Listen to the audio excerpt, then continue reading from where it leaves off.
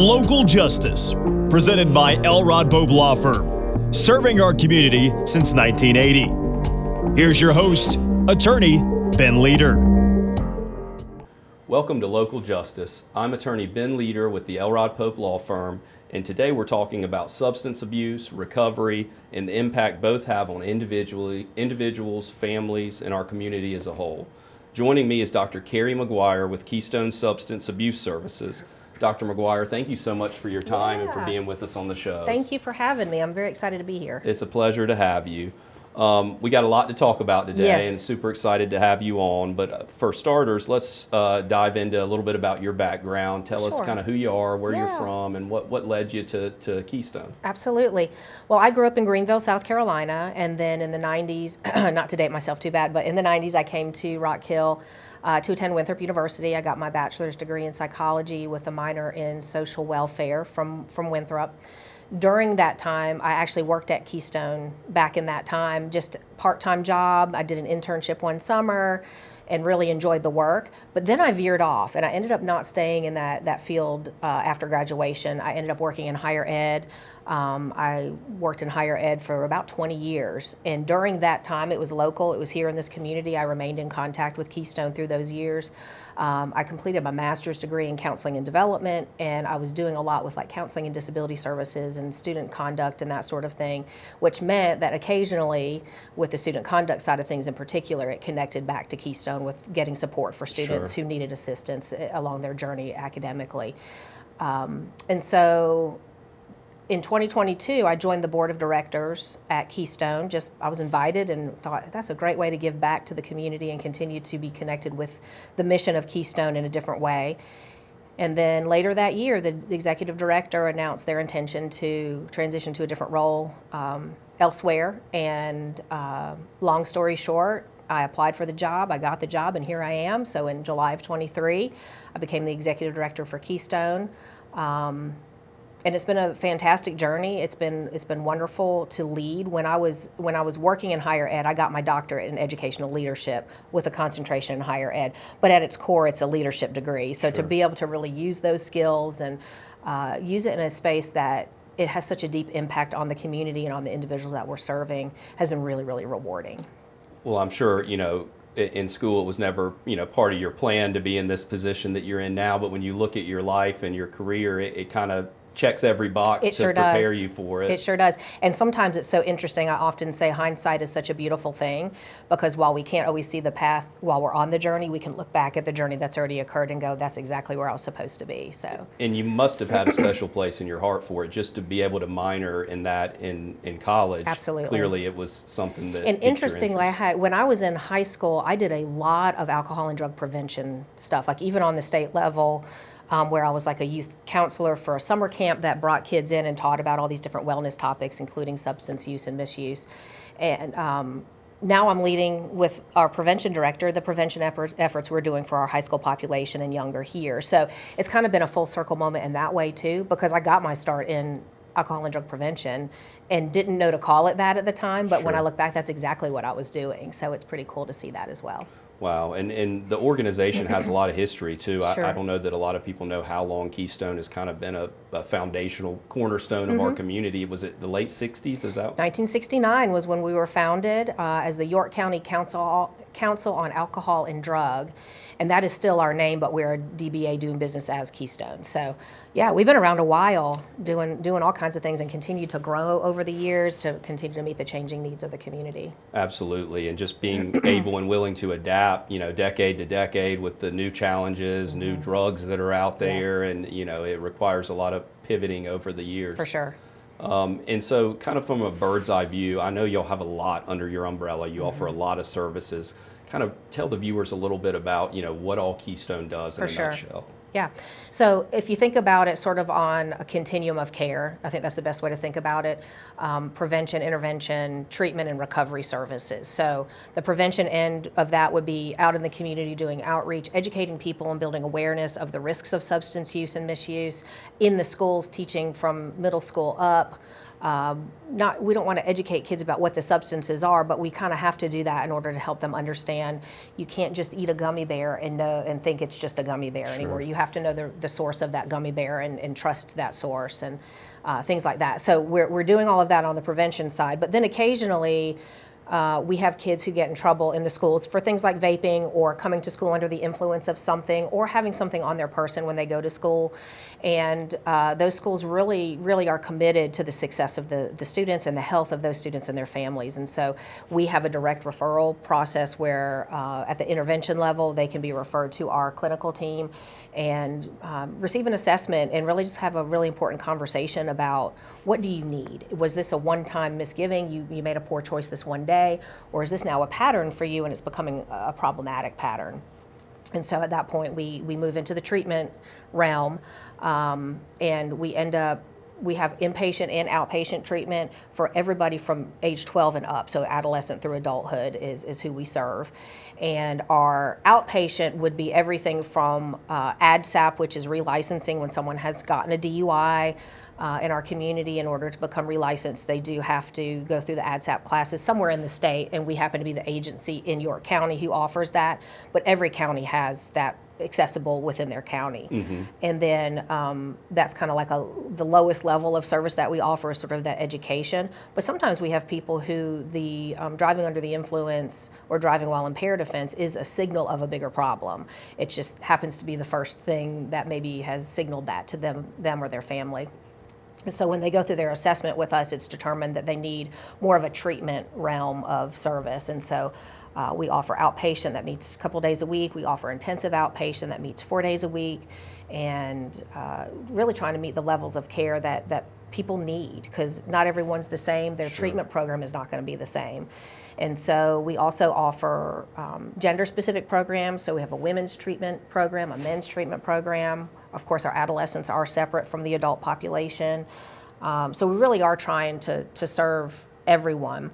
Also, we offer medication-assisted treatment, which has really helped with a lot of legal matters like recidivism in the legal system, because medication-assisted treatment really has been a best practice to help reduce relapse for those that are in recovery, and helps also with the process of becoming in recovery, so that a person can cease their use of the harmful substance that they were using, whether it's an opioid or alcohol or whatever. Inpatient treatment, we have withdrawal management, which is commonly referred to as detox, usually about a 3 to 5 day stay, and it's medically monitored. It's to ensure that people are coming off of the substance and getting that substance out of their system in a healthy, safe way. Because we all know withdrawal symptoms can be dangerous, and depending on the substance, it can be worse than others. And so we have an 8-bed withdrawal management facility, and then we have an additional 6 beds that are residential treatment, which is that more long-term stay, like a month or more. Wow.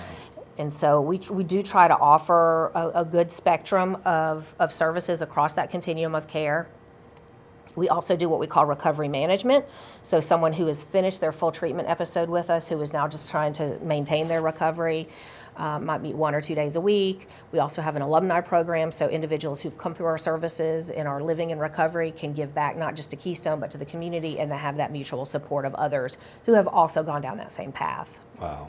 Y'all offer so much, and you do so much, yep. and you really do meet people where they are in their journey from all walks of life, which is really impressive. And so we're going to take a brief break from some of the station sponsors, and when we return, we want to talk a little bit more about some of the misconceptions and stigmas that are associated with substance abuse. So thank you for your time. Sounds good. Thank you to the viewers for tuning in. We'll be right back with more local justice here shortly. After a car accident, everything feels overwhelming. Your injuries, your job, the insurance companies contacting you before you even understand what happened. And you deserve someone who knows how to navigate these situations. A law firm who has handled thousands of injury cases across our region. Elrod Pope has been helping injured people for more than 45 years. If you have been hurt, call Elrod Pope. We will help you get back on your feet. We know the type. You like to start early, finish late, make lemon squares, and make payments to the college fund from anywhere in the house. We know you rely on Comporium for the things you rely on most, like a view of the backyard. That's just a bunny, and hundreds of channels to watch, whenever you want. So you may think of us as just your internet company, but we're more like the I didn't know they could do all that company. Comporium, always ready. Coke Zero is now Coke Zero Sugar, with great Coke taste. Some people were excited to hear the news, some were skeptical. So we're not going to have the star of the show you're watching come out and say, "You'll love it." No special jingle written by this week's hottest pop star. No famous internet celebs who happen to be holding the label just so. Okay, maybe just one little pour shot. The only thing that will make you believe Coke Zero Sugar has great Coke taste is trying it yourself. Ice cold Coke Zero Sugar. Try one today. Being there for someone in their time of need is what Green Funeral Home has done compassionately for 4 generations. It's a privilege we take very seriously. We believe each life should be honored and remembered by family and friends. Whether you choose traditional burial in our chapel or another venue, or cremation provided by our on-site crematory, we will help guide you through each step to ensure your needs are met. We are also available to discuss pre-planning. Peace of mind that you have helped your loved one by making those difficult decisions. When the need arises, our family is here for your family. Welcome back to Local Justice. I'm attorney Ben Leader, and today I'm honored to be here with Dr. Kari McGuire from Keystone Substance Abuse Services here in York County. Dr. McGuire, thank you again for your time. Absolutely. Really appreciate you joining us. Want to talk a little bit about some of the misconceptions and the stigmas associated with substance abuse, because they're rampant out there in society. And, you know, what do you think some of the biggest misconceptions are? Right. So I have 2 children, and I often talk to my children about substance use disorders and the choices that they have before them, because we all have that freedom to choose. And the way that I frame it to them is we have the option to choose certain things until we no longer have a choice. And I would say that that's the best way that I've thought of with my own children to frame what substance use disorders or addiction, what that is. And so it is a disease. It is not a moral failing. It is not a character flaw. It is something that someone is needing treatment for to interrupt that cycle of that disease. Oftentimes we liken it to heart disease or diabetes. The problem is there's such a stigma attached to substance use disorders. Oh, you can't handle it. You know, you're doing, if someone's using something other than alcohol in our society, has traditionally been a huge stigma attached to that. But when someone has an alcohol use disorder, that's a big deal too. People criticize and they want to know if you're not drinking at a party, why you're not drinking. So there's all these conversations that happen that really frame how we feel about different substances and what's okay and what's not. And so I think that the biggest thing that we try to tackle in our community to make access easier for people who do need treatment is that substance use disorders are a disease. It's nothing you've done wrong. After a while, you do lose the ability to choose. Sometimes when we talk about like parents who are involved with the Department of Social Services and their children have been taken from their home because of their inability to care for them in their home because of their use, I can't believe that they're choosing this over their child. And I think it's so important to think about that. No one would intentionally want this path to be in front of them. The journey itself, the battles that it entails, and it is a lifelong journey. Someone's in recovery, they're in recovery the rest of their life, and every day, sometimes minute to minute, they're making choices about what that means. So to be able to have conversations about choice and when choice goes away, to talk about this disease concept that we wouldn't criticize someone for having a surgery to fix their heart issue or being on medication for their blood pressure.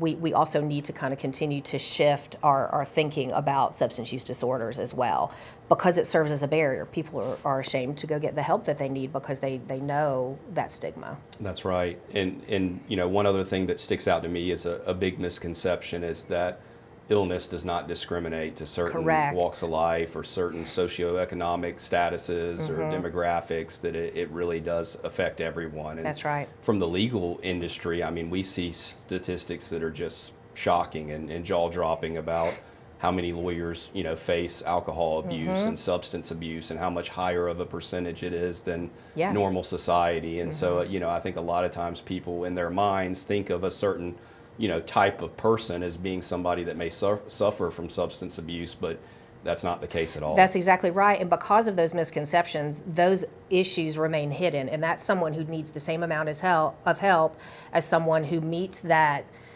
preconceived notion that we have about what substance use disorder looks like or who's going to be plagued by that. One of those in our community is absolutely the unhoused population. There are so many people who believe that they're all out there just using drugs, and that is so far from the truth. I would say the last statistic I saw was that less than 5% of our unhoused population in Rock Hill is someone who has some sort of addiction, active use going on. Wow. That's a very small percentage of the whole, and there's an even larger percentage of our professional community that is struggling similarly, but because their lot in life is a little bit different at that moment, and it looks shiny on the outside, people don't ask questions and people don't extend a hand to help those individuals because they think, oh, they don't need me. And that suffering in silence or behind Correct. the scenes probably just Correct. perpetuates. And the impact on the family and the ones that care about that individual is still the same as it would be if that individual were less resourced and able to address the need. And I think every family has likely been impacted by substance abuse to some extent, but even those that may not have any direct family members that have had these illnesses to deal with, they still are impacted as a community as a whole. And could you just touch on maybe kind of the economic impact that substance abuse can have if it goes unchecked? Absolutely. So I think we can go to the extreme and talk about like overdoses and overdose deaths, and obviously our coroner's office sees that regularly. They're on every scene where there's an overdose death because they have to investigate that and they have to make a determination, and there's toxicology and all these things. Well, those are financial resources that our taxpayer dollars go toward, and so whether we feel that we're impacted by that or not, the reality is the coroner's office is a county agency that's responsible for looking at those things and making sure that we are informed and aware of what's going on. Besides those more extreme examples, you have emergency room visits that are associated in some way with substance use, whether it's an accident or a liver disease that's developed, and suddenly I've gotten symptoms, it's really painful, I need to go get seen, so I'm going to go to the ER. And some people have insurance to cover that and some people don't. Some folks are on public assistance for that type of care, and that's an important thing that we have in our community. But again, where does that money come from to cover those expenses? Other things like roadways, we have accidents on roadways. Someone hits a sign or hits a barricade. At some point, that's got to be repaired, so that's infrastructure dollars that go towards that. And those are some of the things that we look at when we try to measure the metrics of how our community's doing when it comes to these things, is the number of hospitalizations, the number of deaths, the number of ER visits, the number of crashes, the percentage of adults that report binge drinking, for example. Those are all things that impact all of us, regardless if it's within our own family or not. That's right. Whether we realize it or not, everyone's impacted by substance abuse, and y'all's organization benefits the community as a whole through the work that you do. So thank you for all that you do. We're going to take another quick break from our sponsors, and I want to end the final segment talking about how the community can help support the organization, in particular through an upcoming event right around the corner from us. So sounds great. We'll be right back with more local justice here shortly. Thank you for tuning in. I wish everyone came with a warning label, because if you could predict a car accident, you would probably stay home that day. But accidents are never planned, and the moments after are confusing. You don't need a warning label. You need a law firm who knows how to handle this. A law firm who has helped people in South Carolina through injury cases for decades. If you've been hurt, call Elrod Pope. We'll help you understand your options and get moving in the right direction. Coke Zero is now Coke Zero Sugar, with great Coke taste. Some people were excited to hear the news, some were skeptical. So we're not going to have the star of the show you're watching come out and say, "You'll love it." No special jingle written by this week's hottest pop star. No famous internet celebs who happen to be holding the label just so. Okay, maybe just one little pour shot. The only thing that will make you believe Coke Zero Sugar has great Coke taste is trying it yourself. Ice cold Coke Zero Sugar. Try one today. When a catastrophe hits, it can be a very stressful time for you. When you have trees on your house, when you have trees on your cars, and you don't know what to do, you call us. We're not a 1-800 number, we're an 803 number. We've been in business for over 60 years because we take care of our clients. That means taking care of them during claim situations. We're not 9 to 5, we're 24/7. We're gonna be there when you need us most. Gill Insurance, your local auto owner's agent. Understanding business is how we do business. This is Mike Martosha with the St. Philip Neri Catholic Church Italian Festival in Fort Mill, where you'll find the largest Italian festival in the area. Annually, we have homemade sausages, meatballs, lasagna, eggplant parmesan, pizza, and all kinds of live entertainment, a music stage, wine tastings, as well as 60 vendors and artisan booths. For more details, www.spnitalianfestival.com. Founders Federal Credit Union means banking made for you. The on the go, the pick up and go, and the oh, I want to go. Because at Founders, we give you the financial tools that make every dollar work for you. For the little things to the big things. For your future and your peace of mind.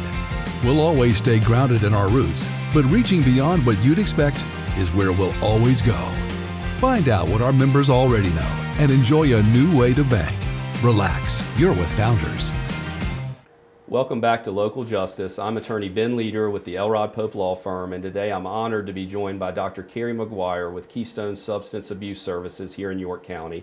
Keystone has been doing great work in York County since 1969, and Dr. McGuire now leads the charges over there and leads those efforts. And so really appreciate you joining us and telling us a little bit about Keystone and the impact it has on the community.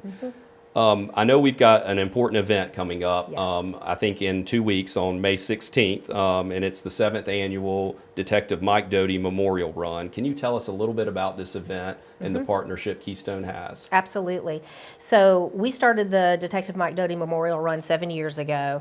8 years ago, Detective Doty was killed in the line of duty as a part of the York County Sheriff's Office, and has a special place in our hearts at Keystone because of his commitment to the type of work that we do, particularly among our youth. And so every year we re-up our commitment with the Doty family that they are comfortable with us continuing to honor him through in his memory, this run. But this ends up being one of our biggest fundraisers of the year, every year in the spring.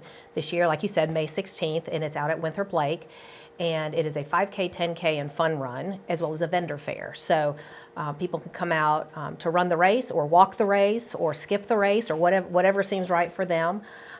They can also sign up to be a vendor. So if you're out there and you're with an agency or a community partner or someone who just wants their name out in the community, this is a wonderful opportunity.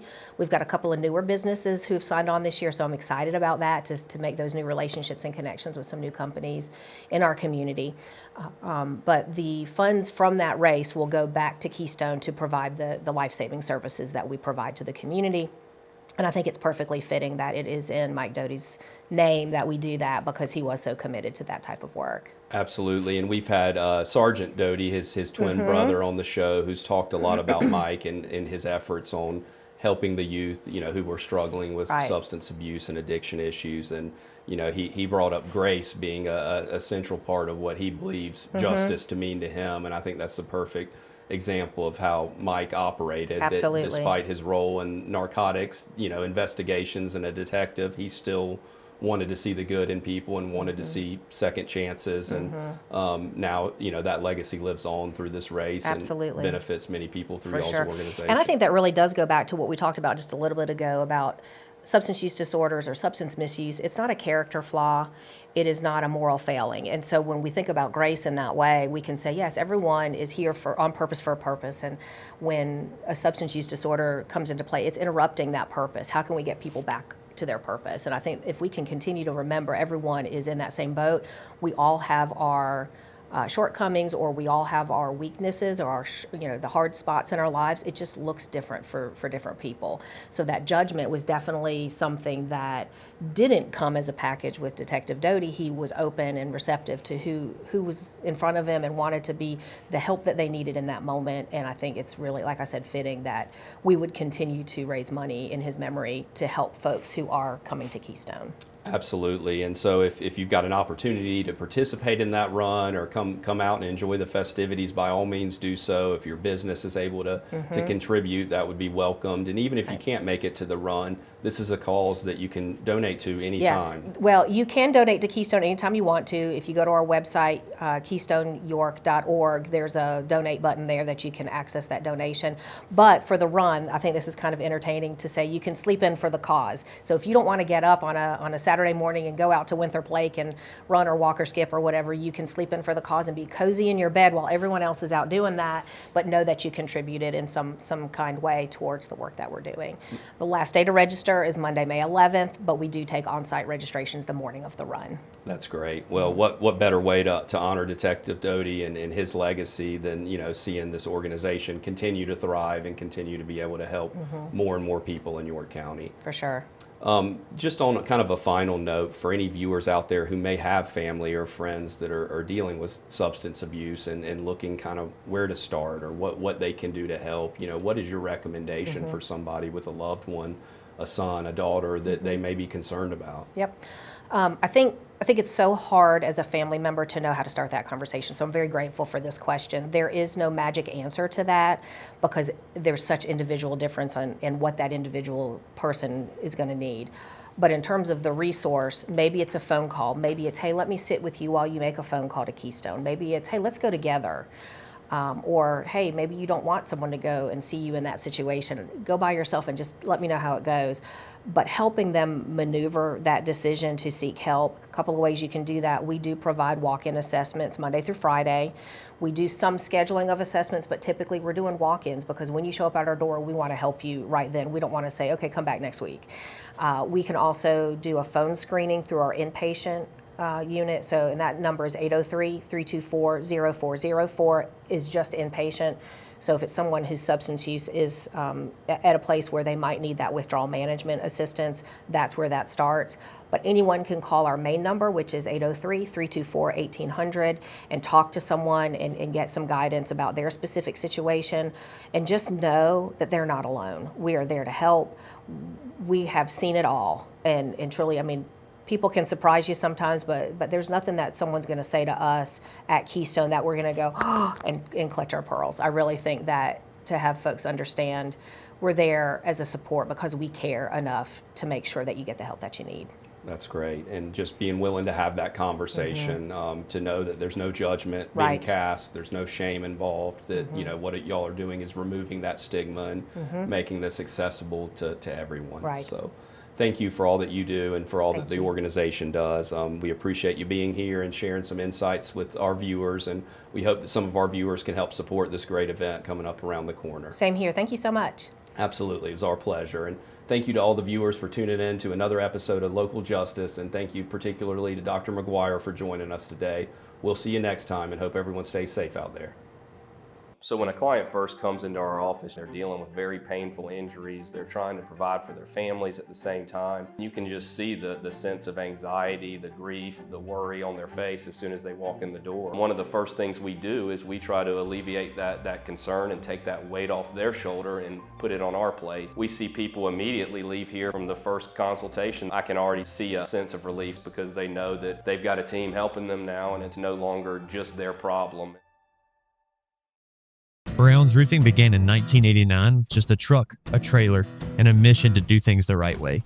What started as one man hand-nailing shingles has grown into a trusted name across South Carolina and North Carolina.